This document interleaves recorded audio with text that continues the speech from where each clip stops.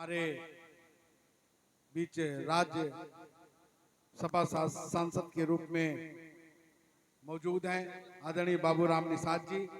उनके लिए इन दो लाइनों के साथ कि राह संघर्ष की जो चलता है वो ही संसार को बदलता है, जिसने रातों से जंग जीती है वो सूर्य बनकर निखरता है।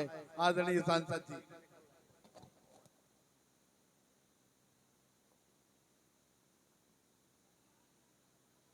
5-10 मिनट, ज्यादा वक्त नहीं लूंगा। आप सब लोगों को बहुत गर्मी लग रही है, मुझे भी गर्मी लग रही है। बोलिए भारत माता की। अरे भाई पीछे वाले क्या हो गया? भारत माता की, भारत माता की, भारत माता की। बहुत बहुत धन्यवाद। आज इस मेरा माटी मेरा देश के सरीला ब्लॉक के कार्यक्रम में प्रमुख रूप से इस जिले की यशस्वी जिला पंचायत अध्यक्ष बहन जयंती राजपूत जी और भारतीय जनता पार्टी के जिले के उपाध्यक्ष आदरणीय किशन व्यास जी और हमारी विधायक बहन मनीषा अनुरागी जी के प्रतिनिधि भरत अनुरागी जी और इस ब्लॉक की अध्यक्ष बहन श्रीमती चंद्रिका राजपूत जी, ब्लॉक प्रमुख अरविंद राजपूत जी, अर्श राजपूत जी, जीतू राजपूत जी और खंड विकास अधिकारी रवि प्रताप चौधरी जी और कुशल संचालन कर रहे मेरे मित्र और भारतीय जनता पार्टी के बहुत ही वरिष्ठ कार्यकर्ता कुशल संचालक आदरणीय मुनीर खान जी, उपस्थित बहनों भाइयों, अभी जयंती जी ने ये कार्यक्रम के निमित्त ब्लॉक से लेकर जिले तक और जिले से लेकर प्रदेश तक और प्रदेश से लेकर देश तक, दिल्ली तक इस कार्यक्रम के मायने आप सबको बताए हैं। मैं वो बातें दोहराऊंगा नहीं क्योंकि आपके संज्ञान पे विषय जयंती जी ने बहुत ठीक ढंग से रखा है। प्यारे बहनों भाइयों, अभी प्रश्न आया, बहन जयंती जी ने कहा कि आप सरीला में पहली बार आए हैं।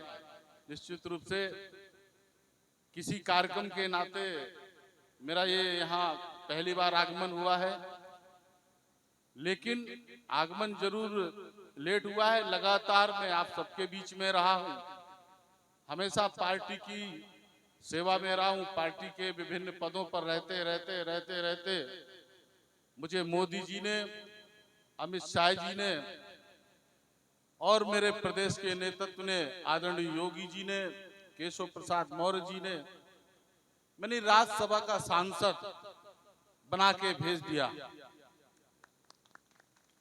मैं आप सबकी ताकत के अनुसार ही बना हूं। कुछ लोगों को, कुछ बहनों को ऐसा लगता होगा कि मैं चुनाव लड़के गया हूं। मुझे डायरेक्ट मोदी जी ने और अमित शाह जी ने राज्यसभा बना दिया है। उच्च सदन का सदस्य होने के नाते जो भी जिले में सेवा के कार्य होते हैं, मैं कहीं भी रहूं, लेकिन जब जो जन्म स्थान होता है स्वाभाविक है, उसके लिए सोचना करना स्वाभाविक है। यहाँ की जन समस्याएं जो भी हैं उनके प्रति भी मेरा ध्यान रहता है। मैं कहीं भी रहूं, लेकिन जिले के लिए मेरा ध्यान विशेष रहता है, जिले की समस्याओं के लिए मेरा ध्यान विशेष रहता है। पार्टी के सेवा में रहता हूं तो पार्टी इस कोने से उस कोने भेजती रहती है। बिहार भेजती है, कहीं अन्य प्रदेशों में भी भेजती है, पूरे प्रदेश के जिलों में भेजती है, कहीं इधर का प्रभारी कहीं उधर का प्रभारी। अब राज्यसभा के नाते दिल्ली भी समय देना होता है। इस नाते मित्रों, मैं आप सबके बीच में बहुत समागम नहीं कर पाया हूं, लेकिन फिर भी आप सबसे अवगत हूं। इसलिए अवगत हूं कि मित्रों, जब भारतीय जनता पार्टी की बात आती है और भारतीय जनता पार्टी का कोई कार्यक्रम होता है तो आप सब चढ़ के हिस्सा लेते हैं। मेरी माटी मेरा देश का कार्यक्रम है। शहीदों को नमन करना है, उनको याद करना है। कितनी कठिन तपस्या, संघर्ष, आहुतियों के बाद मेरा ये देश आजाद हुआ है। जिन्होंने इस देश की आजादी के लिए कुर्बानियां दी हैं, तो आखिर उनका स्थान होना चाहिए कि नहीं होना चाहिए? होना चाहिए ना, स्थान होना चाहिए। मोदी जी ने कहा नहीं, मैं पूरे देश के एक एक घर से एक एक चुटकी मिट्टी मंगाकर उनकी यादगार में दिल्ली में स्मृति वाटिका बनाऊंगा। ये काम उन शहीदों के लिए मोदी जी कर रहे हैं। मोदी जी जब देश के बारे में, जो लोग लड़ाई लड़े हैं, जिन्होंने संघर्ष किया है, उनके बारे में सोचते हैं, उनके परिवारों के बारे में सोचते हैं, उनकी पीढ़ियां के बारे में सोचते हैं, उनके परिवार कैसे संघर्ष और यातनाएं झेली होंगी, उनके बारे में सोचते हैं। मोदी जी जब सोचते हैं तो देश की सुरक्षा के बारे में सोचते हैं, देश की सीमाओं के बारे में सोचते हैं। कोई भी विदेशी आक्रांता मेरे देश की सीमाओं को लांघे ना, वो आतंकवादी मेरे देश पर हमला न कर पाए, उसके लिए चाक चौबंद व्यवस्था करते हैं। और देश को आजाद हुए 75 वर्ष हुए हैं, लेकिन 75 वर्षों के बावजूद भी जो देश एक मकड़ जाल में फंसा हुआ था, बहनों भाइयों, देश में समस्याएं थी, गरीबों की समस्याएं थी, पिछड़ों की समस्याएं थी, रोड की समस्या थी, बिजली की समस्या थी, दवाई की समस्या थी, रोटी की समस्या थी। ये समस्याएं मुंबई खड़ी हुई थी। आप लगातार वोट करते रहे हो इस देश में और इस प्रदेश में। कभी हाथी वाले आए, उनके लिए आपने वोट किया, कभी साइकिल वाले आए, उनके लिए आपने वोट किया, कभी पंजे वाले आए, उनके लिए वोट किया। बार बार आप सबने अवसर दिया। लेकिन बहनों भाइयों, मैं आपका बहुत आभार करता हूं। इस सरीला मंडल के और नगर के बहनों भाइयों का अभिनंदन करता हूं, स्वागत करता हूं, वंदन करता हूं। इस नाते वंदन करता हूं कि भारतीय जनता पार्टी की सरकार केंद्र और प्रदेश में बनाने के लिए बार बार आपने अपना मतदान वोट पर जाकर कमल का बटन दबाया। और जब कमल का बटन दबाया है तो मैं कह सकता हूं कि अब देश के अंदर कोई भी गरीब भूखा नहीं सोता है। मैं ये बात ऐसे नहीं बोल रहा हूं, पूरे देश में मोदी जी ने आह्वान किया है, और आह्वान पर नहीं किया है, हर गरीब के घर में खाद्यान्न उपलब्ध हो रहा है। आजाद हुए 75 वर्ष, इस देश का गरीब, किसान, पिछड़ा, दलित, सर्वधारा समाज, गांव में रहने वाले लोग, मजरे पूर्व में रहने वाले लोग प्यासे रहेंगे? नल से जल की योजना लाए कि नहीं? शहर के लोग ही नल से जल की योजना का लाभ नहीं उठाएंगे? आपका भी अधिकार है, आपको भी शुद्ध पानी पीने का अधिकार है। आपके दरवाजे में नल से जल की योजना लाकर बहुत जल्दी बुंदेलखंड के एक एक गांव, एक एक घर में नल लगेगा और उससे आप सबको पानी मिलेगा। बहनों भाइयों, इस देश में बहुत गरीब ऐसा समाज था जो दवाई के लिए तड़प रहा था, बीमारियों से मर रहा था। मित्रों, कैसे संभव हुआ? जब मोदी जी आयुष्मान कार्ड लाए। आयुष्मान कार्ड लाए हैं और कोई भी गरीब, कोई भी बड़ी बीमारी हो, उसके निदान के लिए 5 लाख का आपको अवसर दिया है। उस कार्ड के माध्यम से 5 लाख रुपया आपको प्राप्त होते हैं। कोई भी गरीब बड़ी से बड़ी बीमारी से निजात पा रहा है। इस तरीके से अनंत समस्याएं मोदी जी ने हल करने का काम किया है, योगी जी ने हल करने का काम किया है। इसी प्रदेश और इसी जिले में गुंडे बंदूक लेकर गुंडागर्दी करते थे, बदमाशी करते थे, खनन को लूटते थे, गरीबों के खेतों पर कब्जा करते थे।